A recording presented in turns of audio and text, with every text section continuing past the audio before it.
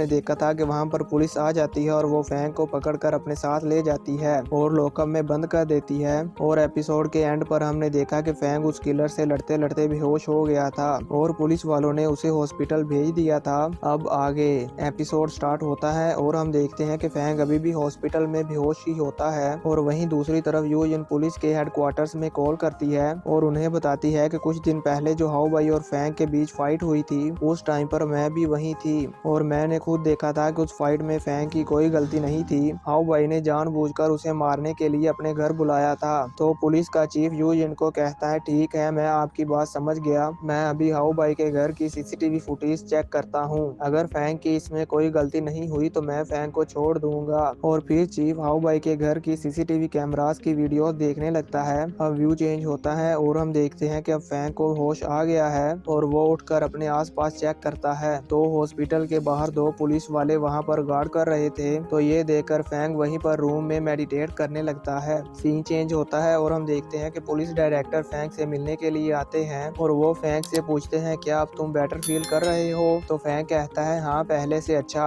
और अब डायरेक्टर कहता है फैंग अब तुम अपने घर जा सकते हो। तो फैंग कहता है क्या सच में। तो डायरेक्टर उसे कहता है हाँ बिल्कुल, क्योंकि हमने हाउ बाई के घर की सीसीटीवी कैमरास की वीडियोस देखी हैं और हमें मालूम हुआ है कि उस फाइट में तुम्हारी कोई गलती नहीं है। तुमने उस दिन जो भी किया अपने फादर को बचाने के लिए किया, इसलिए हम तुम्हें अब छोड़ रहे हैं। तो अब डायरेक्टर फैंग को छोड़ देता है और फैंग वहां से चला जाता है। व्यू चेंज होता है और हम हाउ बाई को देखते हैं जो क्लब में एक आदमी के साथ बात कर रहा था और वो काफी गुस्से में था और कहता है मैंने सोचा नहीं था कि वो किलर उस मामूली से फैंग को पीटने में नाकाम हो जाएगा। और वो कहता है नेक्स्ट टाइम मैं इससे भी अच्छे और पावरफुल किलर को फैंग को मारने के लिए भेजूंगा। तो वो आदमी जो हाउ बाई के सामने बैठा हुआ है वो कहता है क्या तुम फिर ये सब दोबारा करना चाहते हो। और फिर वो बताता है कि उस दिन जब तुमने फैंग के साथ फाइट की थी तो मैं उस दिन सीसीटीवी कैमरास की वीडियोस डिलीट नहीं कर पाया। अगर फैंग सिक्योरिटी ब्यूरो को इस मामले में इन्वेस्टिगेशन करने को कहता है तो वो वीडियोस तुम्हारे खिलाफ एविडेंस है और अगर सिक्योरिटी ब्यूरो ने तुम्हें पकड़ लिया तो तुम्हारे अंकल के लिए भी तुम्हें बचा पाना मुश्किल हो जाएगा। ये सुनकर हाउ बाई बहुत परेशान हो जाता है। तो वो आदमी हाउ बाई को कहता है जाओ जाकर इस मामले में अपने अंकल से बात करो। और फिर वो आदमी वहाँ से चला जाता है। तो अब हाउ बाई परेशान होते हुए कहता है नहीं नहीं, मैं सिक्योरिटी ब्यूरो के हाथों पकड़ा नहीं जाना चाहता। फिर वो वहीं से अपने अंकल के पास चला जाता है। अब हम देखते हैं कि हाउ बाई अपने अंकल के पास आ जाता है और वहाँ पर उसका पापा भी होता है और वो किलर भी वहीं पर होता है जो फैंग को मारने में नाकाम हो गया था। तो अब हाउ बाई उनको सारी सिचुएशन के बारे में बताता है। तो उसका फादर अपने भाई से कहता है इस बार प्रॉब्लम छोटी नहीं है, क्या आपके पास कोई रास्ता है इस प्रॉब्लम से बचने का। तो हाउ बाई का अंकल कहता है ब्रदर आप फिक्र मत करें। और फिर वो हाउ बाई से कहता है तुम आज के बाद घर पर ही रहोगे और फिर से कोई मुसीबत खड़ी करने के लिए घर से बाहर मत जाना। तो हाउ बाई कहता है ठीक है अंकल, मैं समझ गया। अब अंकल कहता है फैंग सिर्फ एक प्रैक्टिशनर है और वो मुझे नहीं हरा सकता। अगर वो मुझसे फाइट करने की हिम्मत करेगा तो मैं उसे नहीं छोड़ूंगा। व्यू चेंज होता है और हम देखते हैं कि फैंग बैरियर पर खड़ा कुछ सोच रहा होता है। तभी वहाँ पर यूजिन भी आ जाती है और फैंग को हाय करती है। तो फैंग उसे कहता है मैं यहाँ पर रिलैक्स होने के लिए आता हूँ, क्या तुम्हें भी यहाँ पर आकर अच्छा लगता है। तो यूजिन भी कहती है हाँ। और अब फैंग उसे कहता है मेरे लिए गवाही देने के लिए थैंक्स। तो यूजिन कहती है थैंक्स करने की कोई जरूरत नहीं है,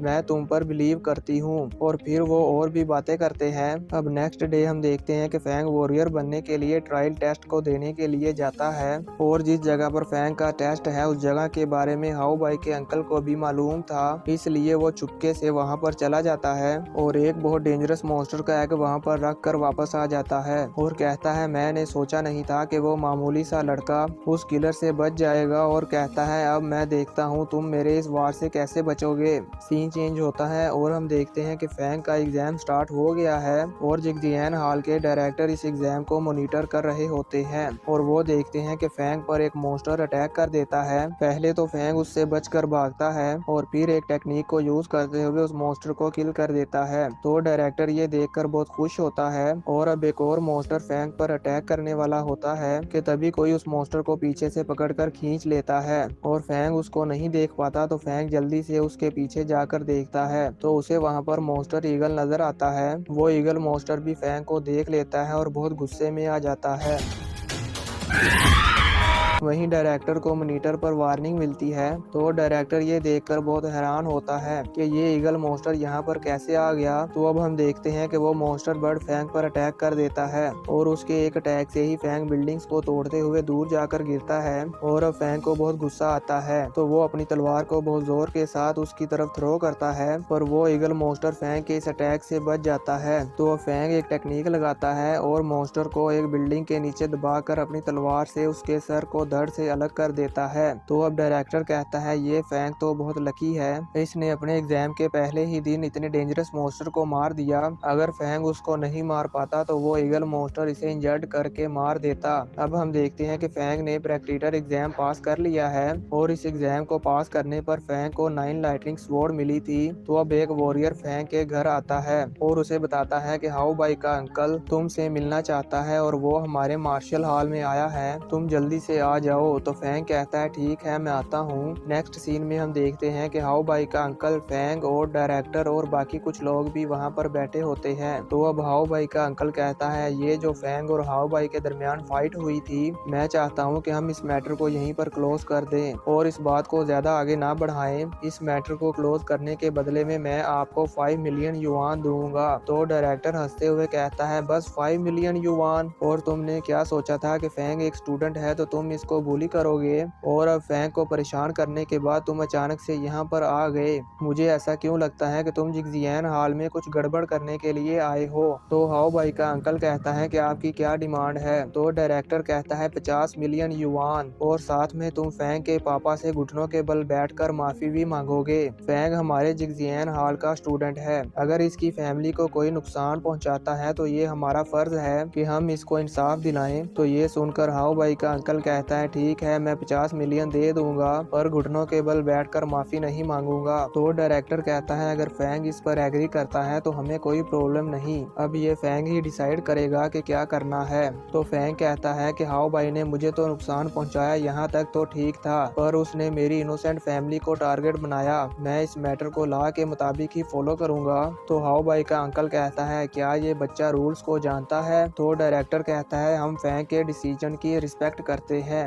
तो हाउ बाई के अंकल को ये सुनकर बहुत गुस्सा आता है और वो कहता है क्या आप इस बात पर श्योर हैं। तो डायरेक्टर कहता है हाँ हम फैंग के डिसीजन की कदर करते हैं। तो अब हाउ बाई का अंकल फैंग को धमकी देकर वहाँ से चला जाता है। तो अब फैंग डायरेक्टर और बाकी सबको कहता है मेरी सपोर्ट करने के लिए शुक्रिया। अब हम हाउ बाई के अंकल को देखते हैं, वो जिगजियान हॉल के बाहर खड़े होकर कहता है मैंने कभी नहीं सोचा था कि ये फैंग उस ईगल मॉन्स्टर को मार पाएगा। असल में दोस्तों हाउ बाई के अंकल ने जो ये एग फैंग की एग्जाम वाली जगह पर रखा था, उस एग में से वो ईगल मॉन्स्टर हैच हुआ था जिसे फैंग ने मार दिया था और अपना एग्जाम पास कर लिया था। तो अब अंकल कहता है